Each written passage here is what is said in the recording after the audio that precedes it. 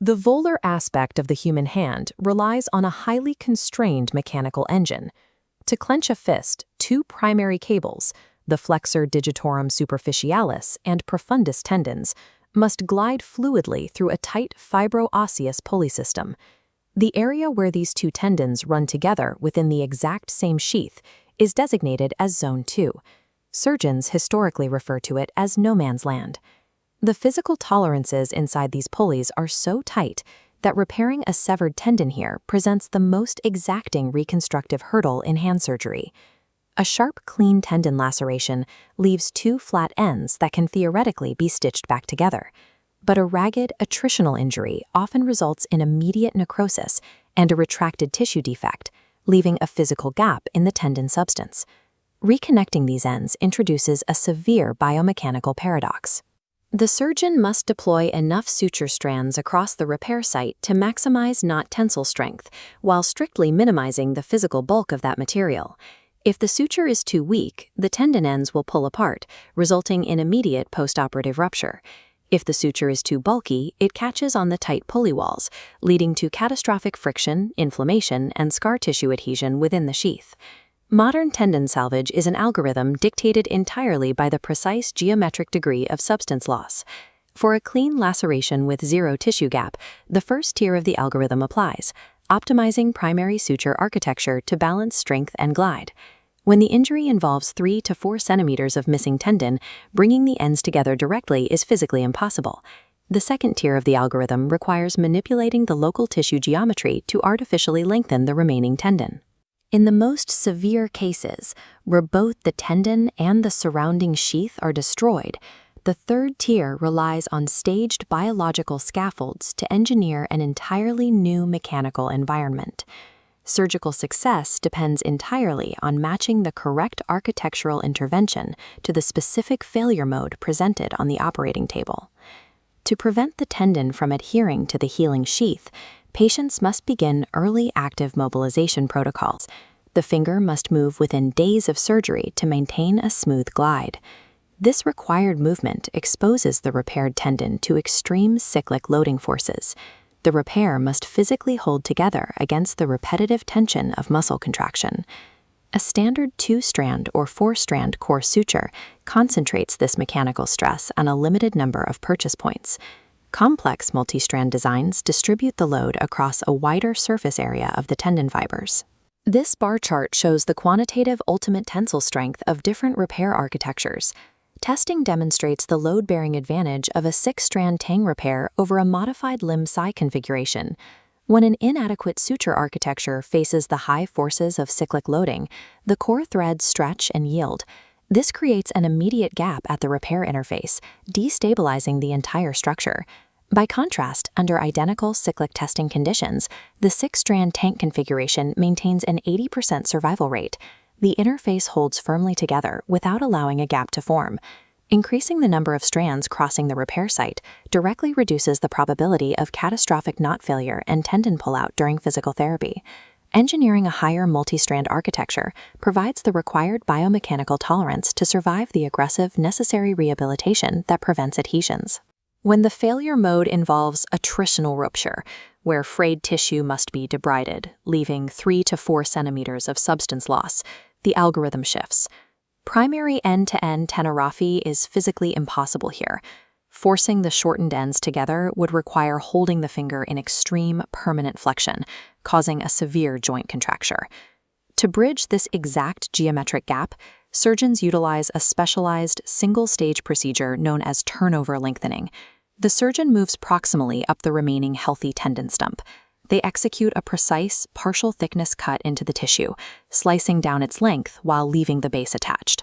This carefully measured section folds 180 degrees downward, acting as a tissue hinge. It flips over to span the void and connect cleanly to the distal stump. Historically, a gap this size required an entirely separate autograft, usually taking the palmaris longus or plantaris tendon from the patient's forearm or leg. Manipulating the local tissue geometry immediately restores mechanical continuity along the flexor line. It solves a localized structural defect while completely eliminating the secondary trauma and morbidity of a distant donor site. Delayed surgical presentations introduce an entirely different variable. Over weeks or months, a severed tendon retracts, and the inactive ends begin to necrose, requiring extensive debridement that widens the defect. The flexor pollicis longus pulls back aggressively when severed. The healthy tissue retracts out of the hand entirely and anchors deep within the proximal forearm. To reclaim this lost distance, surgeons execute a step cut, or Z-lengthening, high up in the forearm musculotendinous junction, far away from the actual injury site. The surgeon makes a precise Z-shaped geometric cut through the tendon substance. This specific shape allows the two halves to slide longitudinally away from each other while remaining physically parallel and mechanically linked. By releasing the tension proximally, the distal end of the tendon can dramatically advance back down the hand toward the thumb's interphalangeal joint. The newly gained length allows the surgeon to bridge the void and entirely resect the debrided, unhealthy tissue at the original zone of injury. Securing this extra length natively means the surgeon does not have to borrow a superficialis tendon from an adjacent healthy finger, sparing the rest of the hand from surgical compromise. Step-cut lengthening solves a critical distal mechanical void by executing a highly calculated proximal geometric manipulation. The final presentation in the algorithm involves massive tendon loss combined with a completely destroyed fibro-osseous pulley system. Without a smooth synovial sheath, passing a biological tendon graft through a collapsed, heavily scarred digital canal guarantees severe adhesion. The raw graft will fuse completely to the surrounding scar tissue. To prevent this, surgeons rely on a two-stage biological scaffold protocol. Stage 1 requires inserting a flexible silicone infusion tubing directly into the finger. This synthetic spacer has no contractile function. Its sole mechanical purpose is to hold space, maintaining the physical volume and patency of the flexor canal while the reconstructed pulleys heal over it. In response to this inert foreign object, the body initiates a precise biological reaction. Over several months, it forms a smooth, synovial-like pseudocanal entirely around the silicone surface. Once the body has constructed this new biological tunnel, stage 2 begins. The surgeon re-enters the finger and extracts the temporary silicone spacer. The final step is routing a permanent autologous tendon graft through the newly engineered frictionless biological sheath and securing it to the bone. When the natural mechanical environment is destroyed, a synthetic scaffold must temporarily engineer a new one before natural tendon tissue can survive. From a millimeter of tissue loss to total sheath collapse, the reconstructive algorithm addresses a vast continuum of tendon pathology. A clean laceration demands a high cyclic load tolerance achieved through multi-strand architecture. A moderate defect requires the precise geometric creativity of folding or sliding the remaining tissue, and the total destruction of the flexor canal demands the biological ingenuity to induce a synthetic pseudosheath. Reconstructive success in hand surgery is never defined by a single static technique. Success relies strictly on the surgeon's ability to map the exact parameters of the tissue deficiency and match it to the correct architectural intervention. Regardless of the complexity of the procedure, every intervention shares the exact same ultimate mechanical threshold, restoring seamless, low-friction gliding along the finger.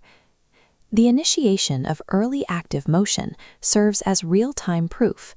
If the tendon glides without rupturing or binding, the architectural intervention was correct.